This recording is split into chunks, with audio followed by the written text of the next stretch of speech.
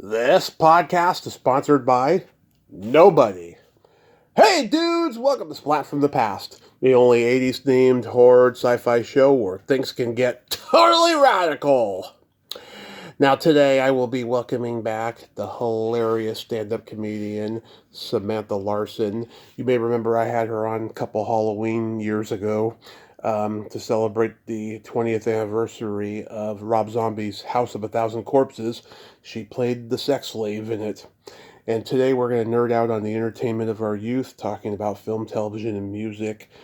She's at least a decade older than me, so we'll relate to each other pretty good. And it's going to be great to have her back on again. She's an awesome person, and she was very funny last time. And it's going to be great. We were supposed to do this, I think, end of April, early May. We were going to do this, and it just didn't pan out. But now we're going to do it, and it's going to be great.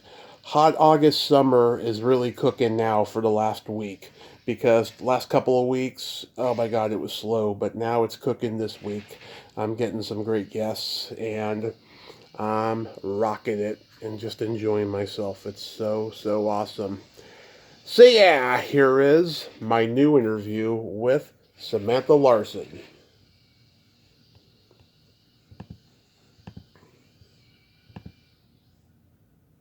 Hey, you.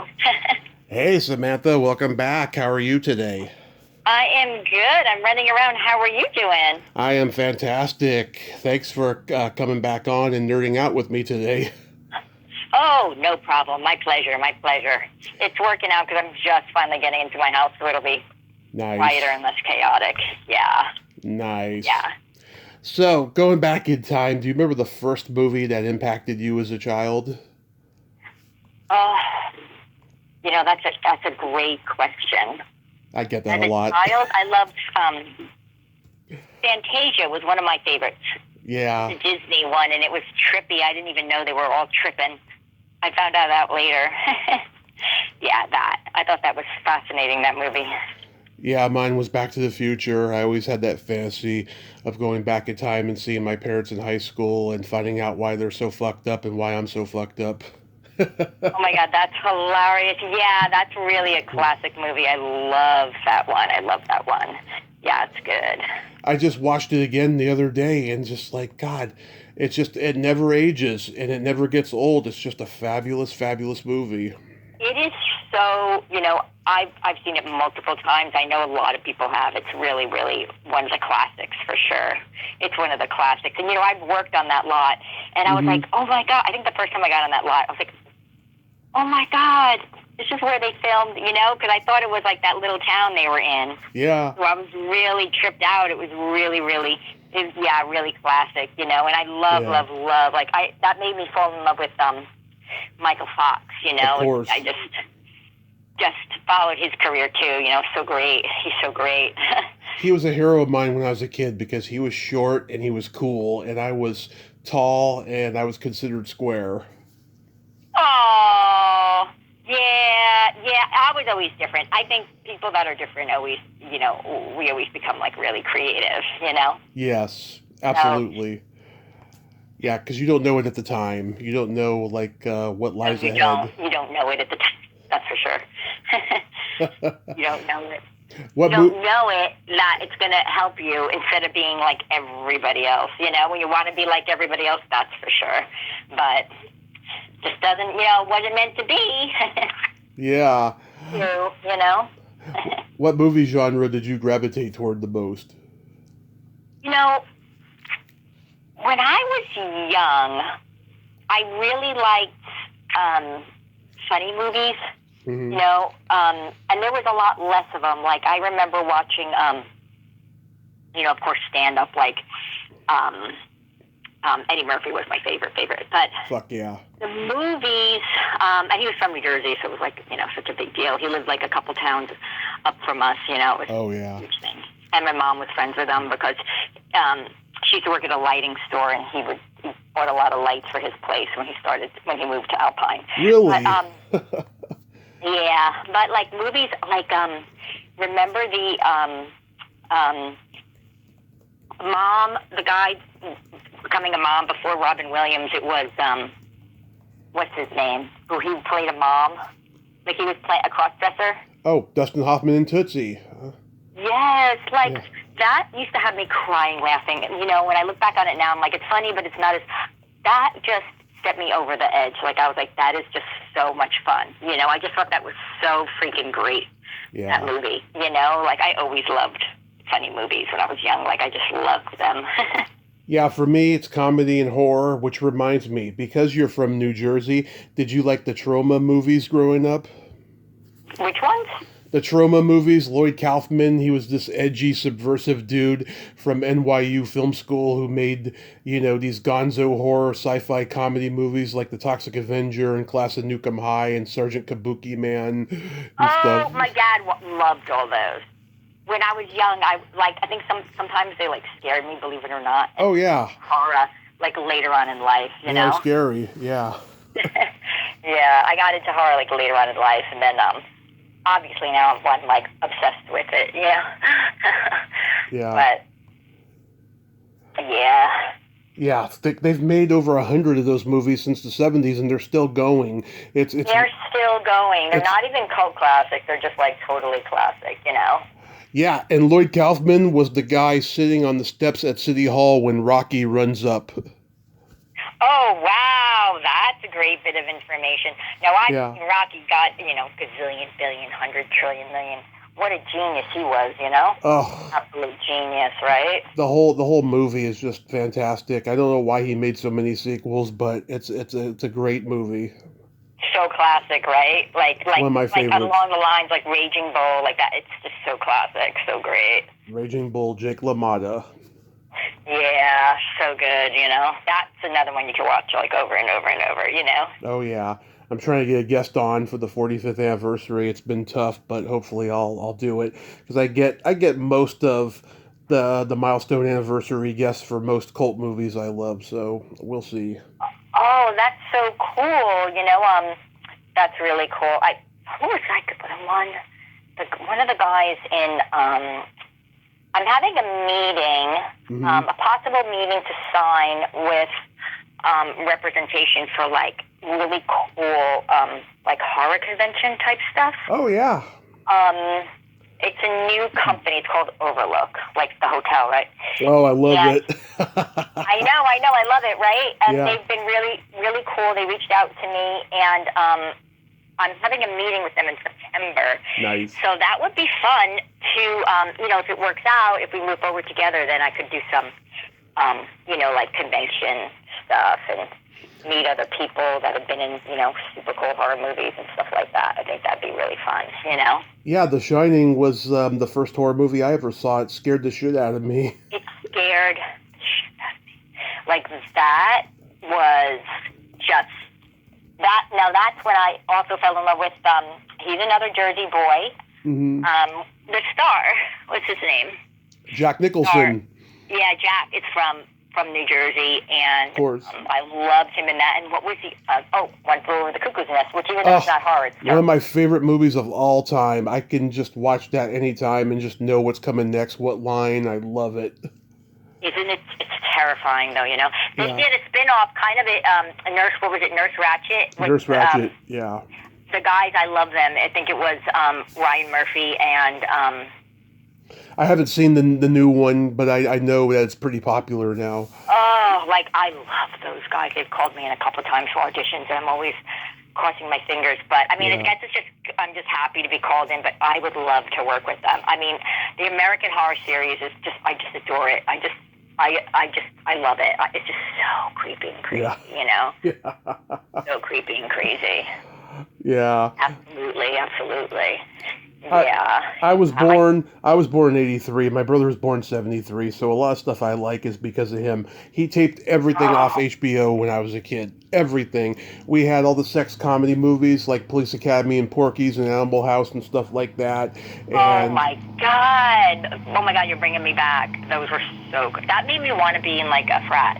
Oh yeah. Go to college, right? I was oh my God, how fun is that? Is it really like that, you know? Yeah, and then you find out that they're all assholes no matter what. They're all bullies in a frat. They're all bullies. You know what? I was I never joined one or was a little sister, any of that nonsense. Yeah. They used to call us goddamn independents because we were just like, me and my best friend, she was like my sister. We grew up together. We went to the same college, University of Tampa, and we were like, we're not going to, get with it. First off, they're bullies. They want you to do all this and that. F that, Oh, fuck yeah. Anything, I'll just, just be cool with everyone. That was kind of just how I was, Yeah. Did you have any movie crushes? Yeah, what was it, 16 Candles, the main guy, I forget his name. Michael Schoeffling. Yeah, and then I had seen him. I used to live on the Upper East Side, and he walked by me. I was like, oh my God, that's him.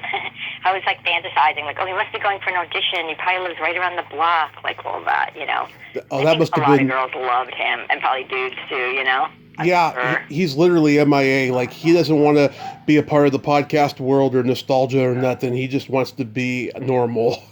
He just wants to be normal.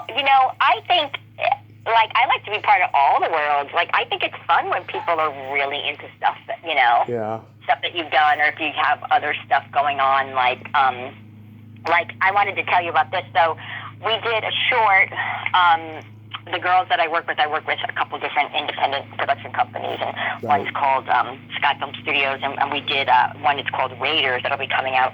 And Tommy, they, I'll send you pictures. So Okay. I'm the mother that's dying, and they're cutting open my abdomen, and there's blood gushing out because they're taking it. Love it. And I was showing my dad, my mom just said, whatever. Showing my dad, he's like, I can't see that. I'm like, Dad, it's makeup. It's fake. It's magic. He's like, Yeah. I can't look. So then I'm showing my husband. My husband's like, I can't look. it's so real, Tommy. And it was just wax. It's wax and food coloring and all these fun things. Yeah. So being, loving, being into comedy stuff, and then being obsessed with horror, Yeah. and now being in them. Oh my God, it's just so much fun. I mean, it brings me back to the the House of a Thousand Corpses. So Yeah. fucking cool. It is so cool. It is. So cool. Oh my God. Yeah, really cool. Yeah. Were there any movie characters that you saw that you could relate to the most, for role models? Sitcom. I mean, I am really a sitcom whore. I really am obsessed with sitcoms as well. Because I used to watch those with my mom, and I used to always watch the Disney movies, but they were growing up, they were characters. But I was always really obsessed with Lucille Ball and Carol Burnett. I really looked up to them. I really did. I thought they were so cool and so amazing. Mm-hmm. And I always wanted to be funny like that, because I just like making people laugh. It's so fun for me, you know what I mean? So I would say those guys. And I think they did do movies, but not really. They're kind of more TV people, Yeah, I just did a wonderful interview with Lucille Ball's daughter, and oh, wow! That's so cool. Yeah, I mean, she's complicated like her parents, but she was great. And I told her about this spiritual thing I went through when I had my car crash 10 years ago. I came back, and I told my mom under anesthesia that I met her mother, and I met Robin Williams and Joan Rivers and all these people, and we went on a spiritual comedy tour. And she's like, well, given all the knowledge you have about show business, I wouldn't doubt that Mom and Robin and Joan would, come meet you at the gates. I believe that, and I think you can also connect with them at the near death, but also maybe in dreams.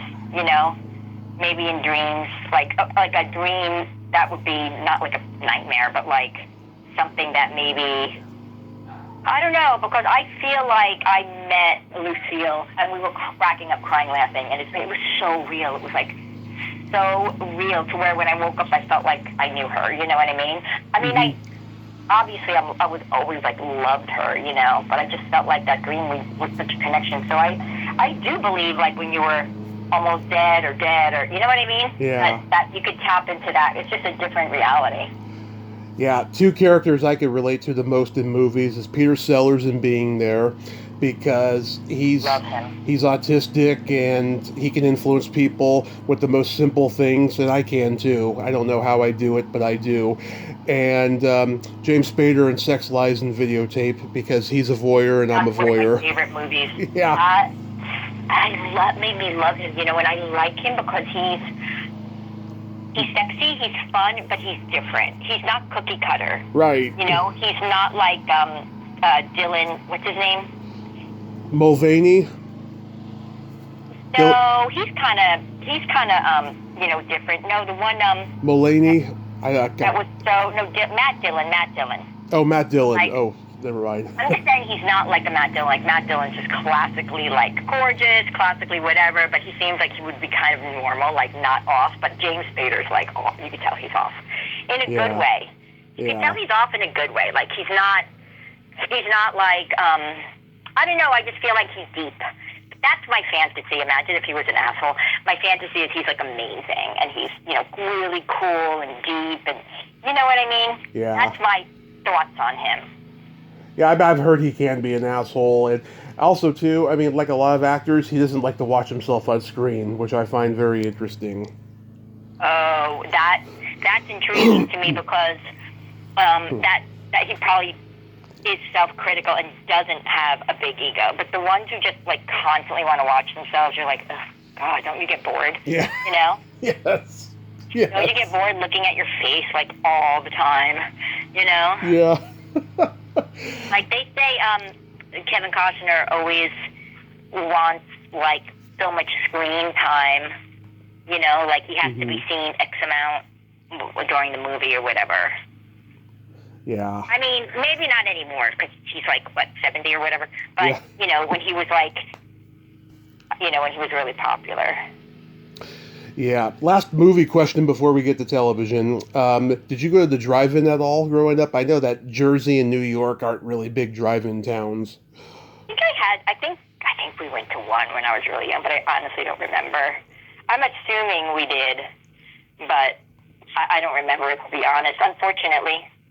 Yeah, I would have loved that. My parents started taking me when I was 2. They took me to see Weird Science and Rambo 2, and I remember it because you always remember your destiny. Like, you don't know it's your destiny at the time, but, when I look at myself now and I've done all these podcast interviews the last 8 years, I'm like, yeah, they started taking me when I was 2. Wow, yeah, that's cool. That's very cool. Yeah, then they stopped taking me for a little bit because I was either falling asleep in the back seat or I was getting out of the car and knocking on windshields. Oh my God, that's hilarious. What, you were excited? Yeah, when I was like 3 years old, they stopped taking me for a bit, and then my dad took me a decade straight until our drive-in closed down, and he was going there in the 60s. He saw Batman there in the 60s, the original Batman movie. Wow. He saw Groove Tube and Animal House. He had to watch those movies 3 times because the first 2 times he was getting laid with a girl. So. Oh my God, that's hilarious! And he told you that. That's so funny. Oh yeah, we're very open in my family to talk about that kind of stuff. Oh, that's so funny. So getting into sitcoms and television, like I was a big Mary Tyler Moore fan, and Laverne and Shirley, and Mork and Mindy. Oh yes. And yes. Happy Days. Yeah. Yes, Laverne and Shirley especially, and I loved Mary Tyler, but really Laverne and Shirley I loved that for sure. Yeah, Three's Company. Oh, love. Yes. Yeah. Absolutely. That's a show you could not do today, I'll tell you. I know, right? Yeah, you can't do anything today. It's so annoying. Yeah. MASH, WKRP. Oh my God, yes, absolutely. Let's Houlihan, I loved her. I really liked her character. So funny and sassy, Yeah. Oh, I know she just passed away recently. They say she was exactly like that on screen, like she was in real life. Very sassy, and she would fight you on anything. Oh, that's so funny. Yeah, and she still had her apartment in New York. I guess she passed in New York.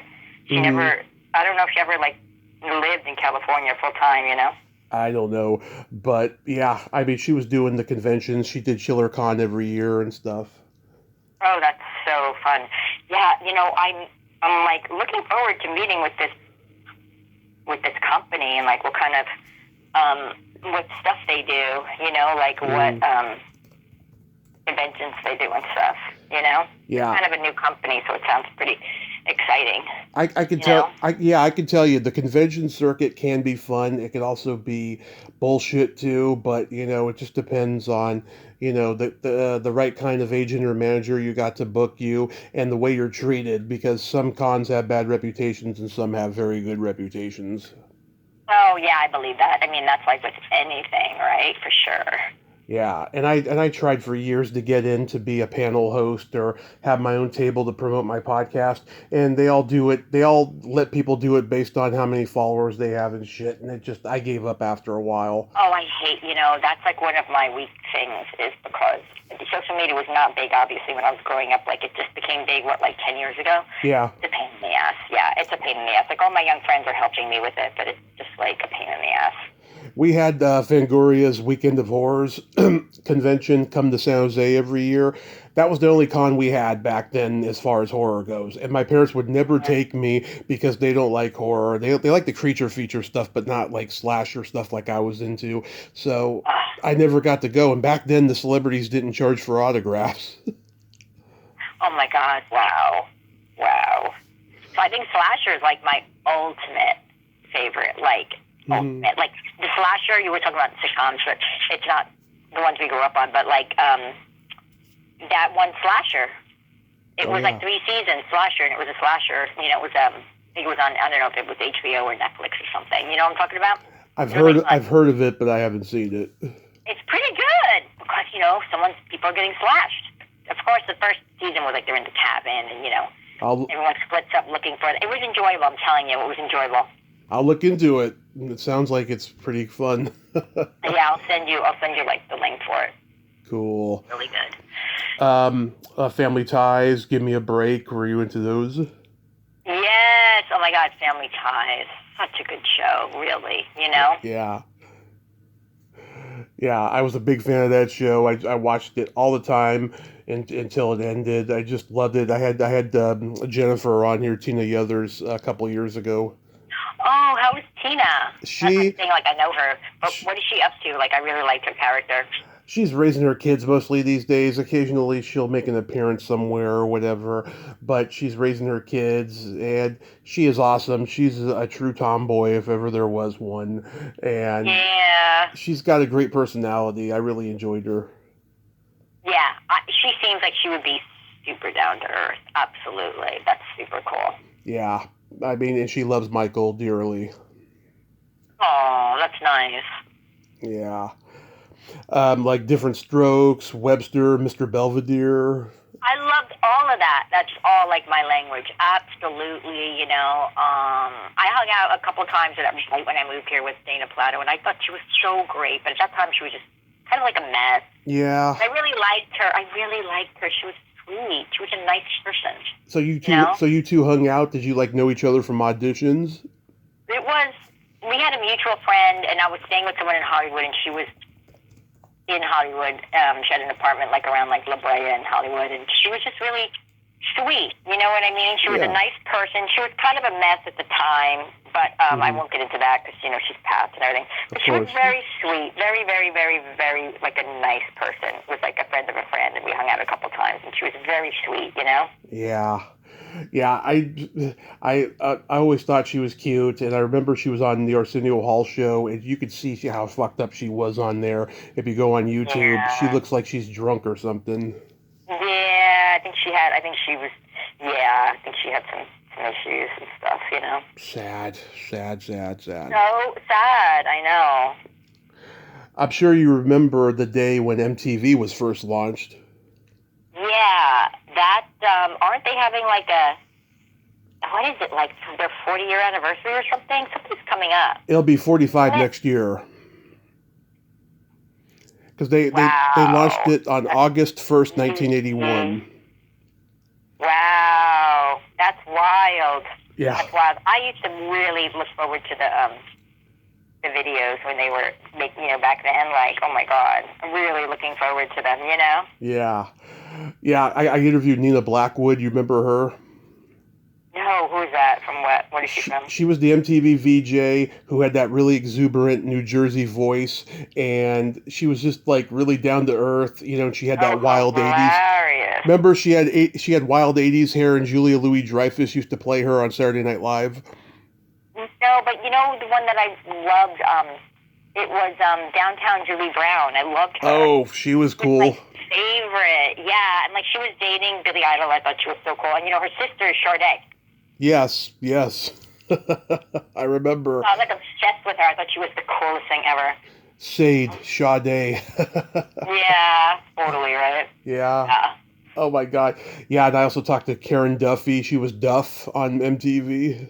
Oh, wow. Now, isn't one of them, I can't think of her name, like on a Republican show?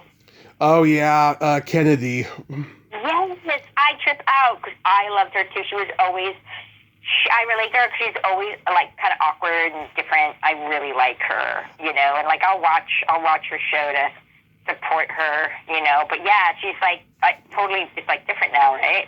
I liked her until I found out she was conservative. I'm shocked about that, but hey, to each his own, Well, it's like Victoria Jackson on Saturday Night Live, Oh, that's so funny, right. Yeah, and the funny thing is, she did that movie Casual Sex, and she had revealed in interviews to promote it that she was a Christian. She didn't really talk about politics, but she revealed she was a Christian, right? And then then when 10 years ago or whatever she was, when she got kind of blacklisted from Hollywood, she admitted she was conservative on stage, and pretty much the phone stopped ringing and shit. You can kind of see it in hindsight, but at the same time, it's just it's mind-boggling because she's such a funny performer with that little voice, and she's just so talented. Yeah, I don't think people should get blacklisted for their personal beliefs unless it's like hurting somebody. Exactly. But, yeah, like I don't care if somebody's a Scientologist, just as long as they're not hurting somebody with it. Yeah, I mean, look at Tom Cruise. He's like the sweetest guy. I've met him. He's a doll. Mm-hmm. He is so nice. Like, he's such a nice human being. Really nice guy. I've heard. Yeah, he's really nice. And I was like, I think a stand-in on a show. I can't remember. And he was really nice. And then I saw him random. Like, we were literally bowling. Mm-hmm. And it was my friend's birthday, and we rented the lane at the Hollywood. What the hell is it's like all the like celebrities go there. It's a bowling alley. It's like on Highland and Hollywood in that mall. Yeah. And he was there with his family. We were right next to him, and it was like I was trying to contain myself, not to be an asshole, but I was so excited. But he was smiling. Some people would go up and ask him for autographs. You could tell he didn't want to bother because he was like with his kids, but he was still so gracious. He's so nice and gracious, Yeah, that's cool. Classy. He's classy. Do you remember that movie he did, Losing It? It was like one of his first movies. No. Yeah, him and Jackie Earle Haley from the Bad News Bears and the little brother of the Griswold cousins in Vacation, Randy Quaid's kids. God, the Griswold. They and John Stockwell, the four of them, they go to Tijuana, Mexico with Shelley Long, who's a bored housewife who they saved after having an argument with her shitty husband. They go to...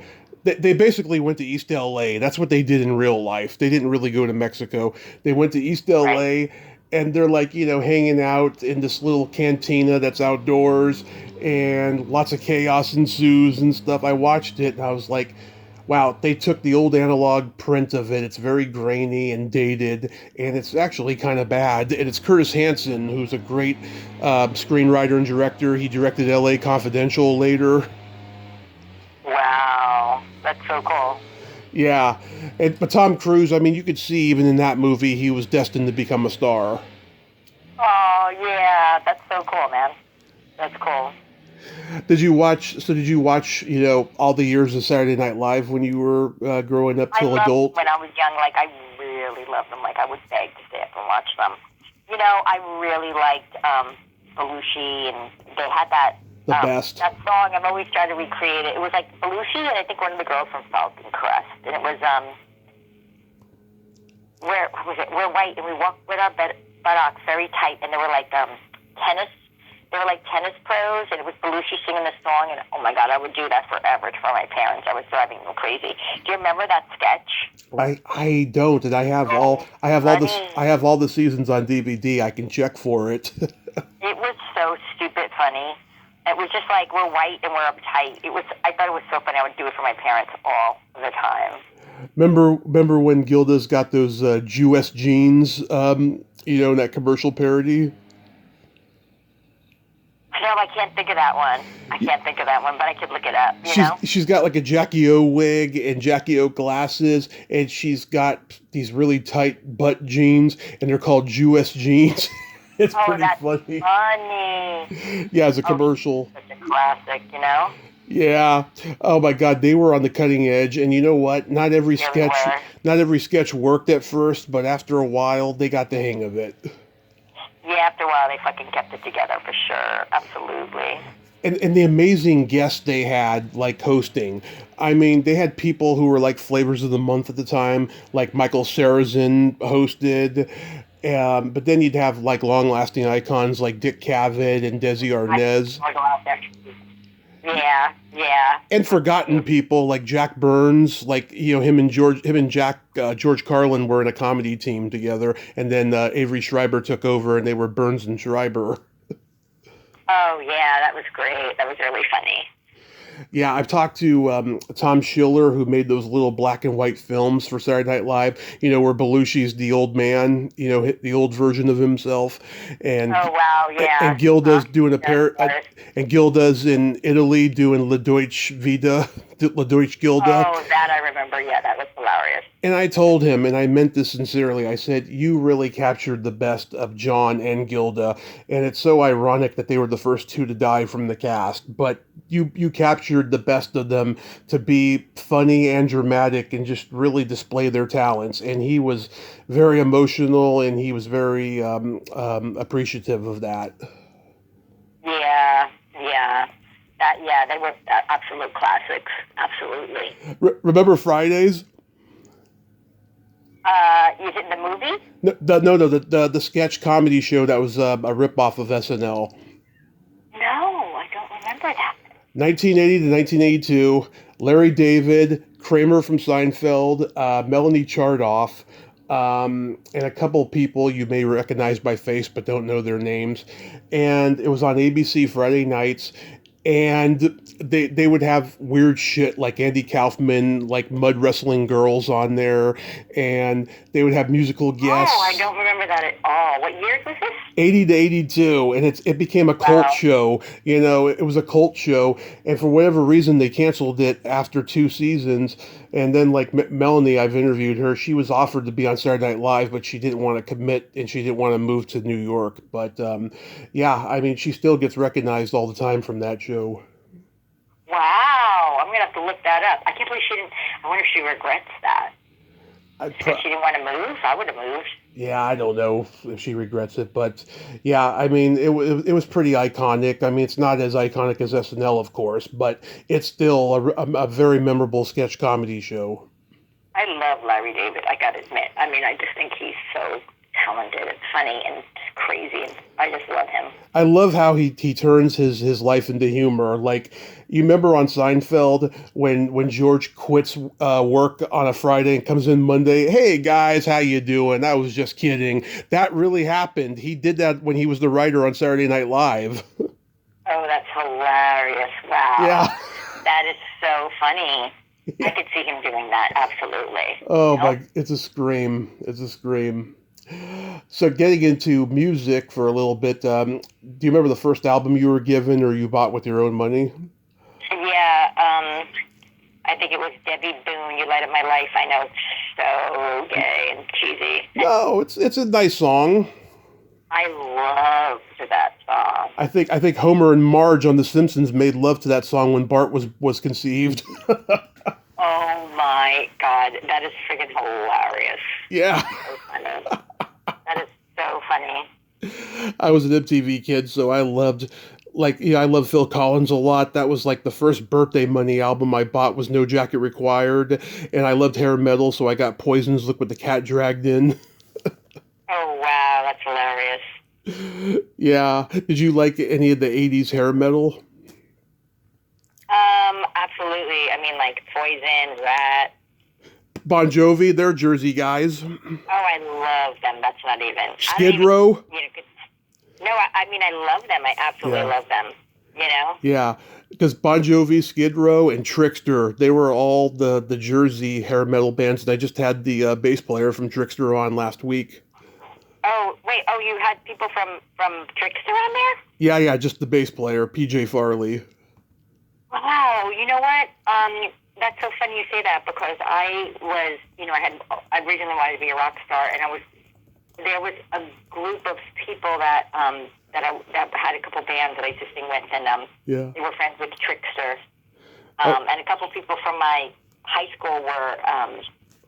It was like something with Guns N' Roses, but like it never came to fruition. They were going to open for them or something like that. Yeah. But Trickster, I know. God, what was his name? I worked with him at Tower Records.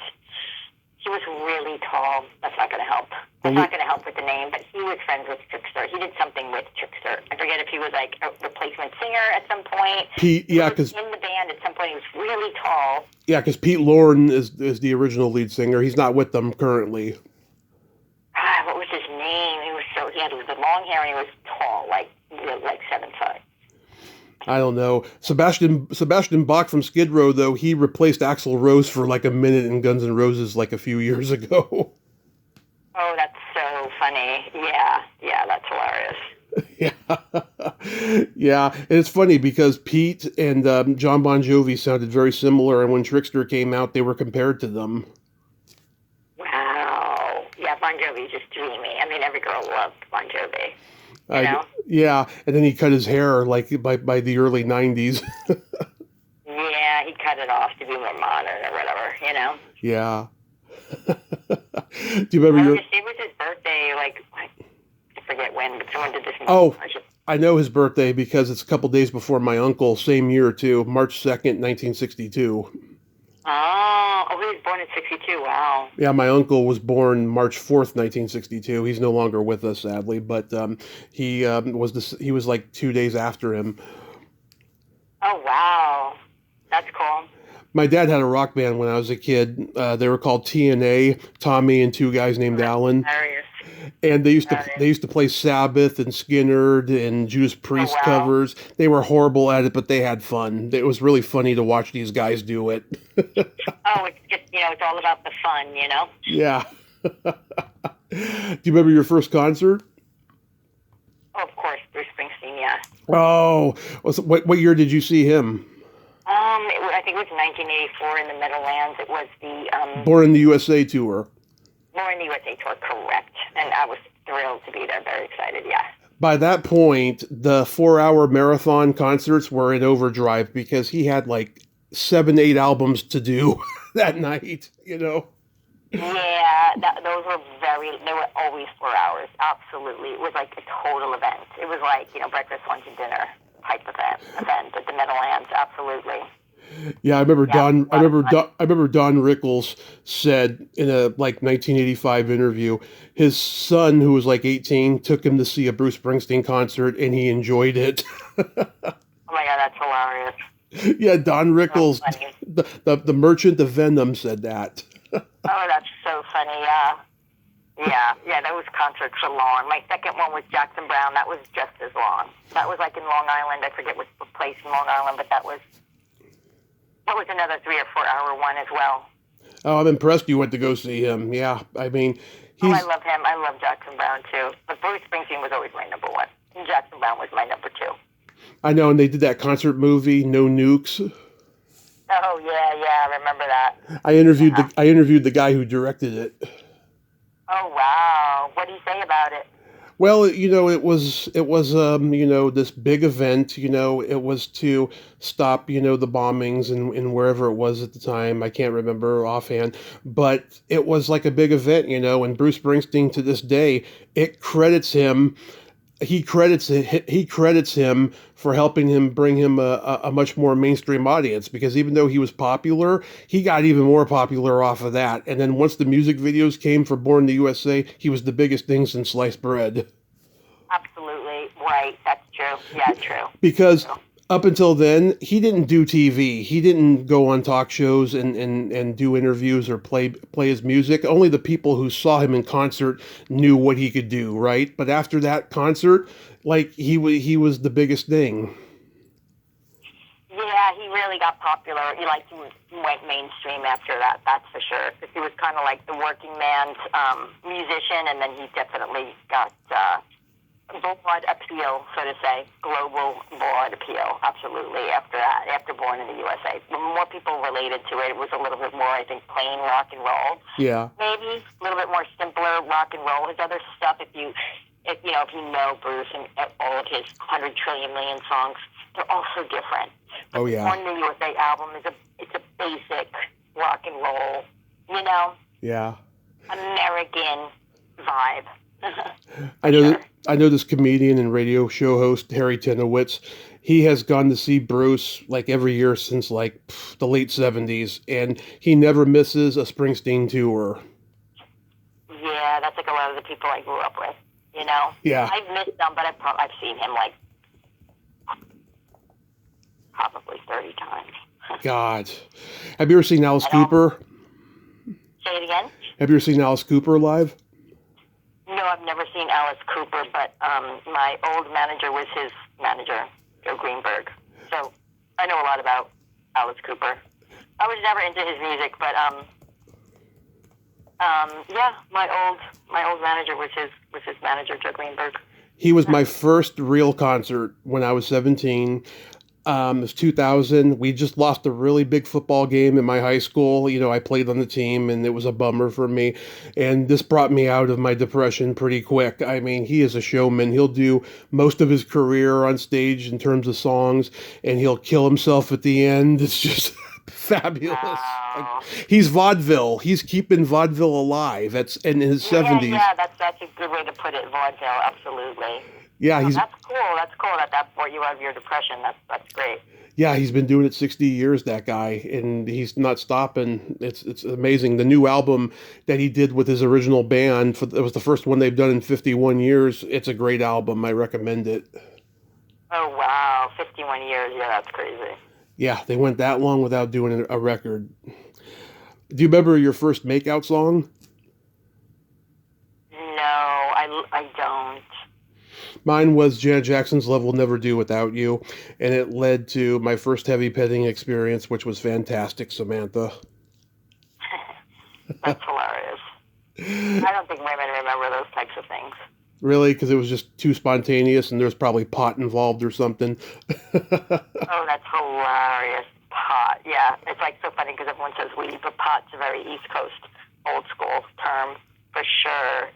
For sure. Did you ever listen to comedy albums growing up? I think I may have asked you that before, but I can't remember. You know, I never listened to the albums, but I did. You know, my first experience with that was definitely the Eddie Murphy. Mm-hmm. Watching that with my mom, you know, just crying, laughing about the hamburger, talking about his mother. Yeah. Telling him that hamburger is going to be just like McDonald's. Yeah. I still love that. I still love that whole album. You know. That, and then that's the one where he was wearing like the red leather, and then the second one he wore it was like blue and black leather. Mm-hmm. They were just so classic for me. I just think he was so great, you know? Yeah, I love that too. My dad and I used to watch 48 Hours, and then Delirious was on after it on the tape. Oh yeah. And I had to go in my room, and so one time when I was 14, I watched it for the first time. I'm hearing all these jokes my dad used to quote around the house, and I thought those were my dad's jokes. Oh, that's so funny. So your dad was actually ripping off their jokes. Yeah. He was. Your dad was a hack. Yeah. Hilarious. He loves Eddie Murphy, and especially in those days, and he would just quote "Goonie Goo Goo" and "You don't get no ice cream," you know. Yeah, you don't get no ice cream. Yeah, that's hilarious. You know, or it's just too ridiculous. You know, he's doing Ricky. Yeah, he's classic. Here's a fun question. Do you remember the first time you discovered your belly button? No, I can't. No, I can't think that doesn't ring a bell. Yeah, I was like 6 or 7. Me and the boys, we used to compare ours, and I had a girlfriend who was an Audi, and it was so cute. She used to let me play with it and thump it, you know. Oh, that's funny. Yeah, she was kind of the girl that got away. We drifted apart after a while, and we were in touch until 8th grade, and then she went to another high school, and then I found her on MySpace years ago, and she was all fucked up on drugs, and so it's a sad like term of endearment for me, the whole belly button thing. Yeah, that's well, you have a good memory, There's a lot of stuff I don't remember. Like that's a good, Yeah. good memory, Well, right now I have a 42-year-old brain because certain things are starting to fade and I have to be reminded of certain things. But then, yeah, stuff like that, like I just told you, and the stuff we've talked about, over time here, it's just, it stays with me. Yeah, I think we all have some level of selective memory, Yeah, I agree. I definitely agree. So do you have any stand-up shows or movie projects or anything you'd Yeah, like to you know plug? what? So I have. I'm a producer on a movie called Parallel Dreams, and Nice. that is going to be streaming in Tubi in the fall. And I'm very proud of that movie. It's 5 shorts we did, and we combined them together. And there's a lot of blood, there's a lot of gore, there's a lot of horror. I really love our star of it. Her name is Christine. She's also a lead singer, infamous lead singer Nice. here in California in a punk band. Mm-hmm. And she's like famous for that. And she started to get into acting, and so I'm proud of that. So that comes out on TV in the fall. Nice. And then there's another one that I love. There's another one that it's called Work to Death. That's going to. I'm a producer on that, and I'm a comedian on that, and that comes out on Tubi. I can't give you the solid date. I think it's around like winter time or maybe the beginning of the year. Right. And it's called Work to Death, so it's like the American dream gone wrong. So there's a lot of horror, there's some comedy, and the Raiders one that I was telling you about with the aliens coming out of my abdomen, Yeah. where I'm like mother dying, dead mother in death. That's coming out soon, and that's a short. And then there's something else I'm in. It's called Rosie Tran Presents, where I'm doing like a 10-minute stand-up. It's like a stand-up. It's like Rosie Tran is a really good comedian and actress and producer, and so we're all doing like about a 10 or 15-minute special, and then she interviews us, Yeah. and you would like this because in the interview she was like, so you're in and you always do like funny stuff like you're an actor on sitcoms. Yeah. Like, but you always wanted to be in horror. So then I took it over and I was like, yeah, I always wanted to be in horror movies, so I started producing them, and so that's like part of the interview, which is true. Yeah. But I could never get booked to be in a horror movie because everyone's like, oh, you're fun or you're nice or like your vibe is like, waitress or your vibe is like detective or whatever. And I'm like, I want to be killed. I want to be in a horror. I want blood. So that was like, anyway, that's coming out. I'm not sure when, but that's going to be streaming. And then there's something else I'm forgetting. Oh, I'm working on a stand-up special. That's not what I was going to tell you. I'm forgetting. But so I'm going to do a stand-up special that's going to be streaming. It'll probably start on Tubi. I don't know the date. And I'm doing my best friends, Jacqueline Pissarro. She's a great comedian and actor too, and she's really good with social media. She has like a bunch of followers on YouTube and Instagram and stuff like that. And there was other stuff I had to tell you, but I can't think. But I have a lot of shows coming up also here in California. Just a lot of stand-up shows. Like I'm performing all weekend. I have some at the Flappers and Comedy Chateau and just a bunch of stuff coming up, Yeah, I was at Flappers in June, around the time of my birthday. My friend Don Brody was hosting a live HILF there, and I went to go see it. Oh, fun. This Sunday we're doing some, a couple of us from My Name is Earl are all doing a show, the stand-up show on Sunday, so that should be pretty fun. And also, I'm a Tubi-holic. I'll keep my eyes peeled on those films because that sounds so awesome. No, for sure. Like, You're going to love Power of Dreams. It's fucking crazy. It's so crazy. There's no other way to describe it. It's crazy. It's fun. I'm so proud of it. You're going to love it. I promise. You're going to love it. I think it's going to be like a cult classic. Do you like producing? I love it. You know, producing for me is I'm very good with, like, connecting this person with that, or, oh, we need a good location. Oh, we need a good, you know, I'm kind of... Mm-hmm. I'm good at doing, like, connecting stuff, and then, yeah, I love it. You know, I love being in front of the camera the most, but I do like producing as well. It's fun because I've worked on so many shows that I have a good eye for, like, you know, that kind of stuff. Right. You know what I mean? Right. Yeah. So. Right. You like being in control. Maybe. Maybe. Because when you're doing stand up, you're in control, and when you're producing, you know, you're the one putting up the money, so you're definitely in control. Well, no, you know what? That's so funny because I was just reconnected with one of my best friends from New Jersey, and he's like, "Oh, you must feel like a millionaire producing." And I said, "No, there's so many producers. If you actually take note and watch all the names go down, you'll start to notice." Because I never thought about this. Yeah.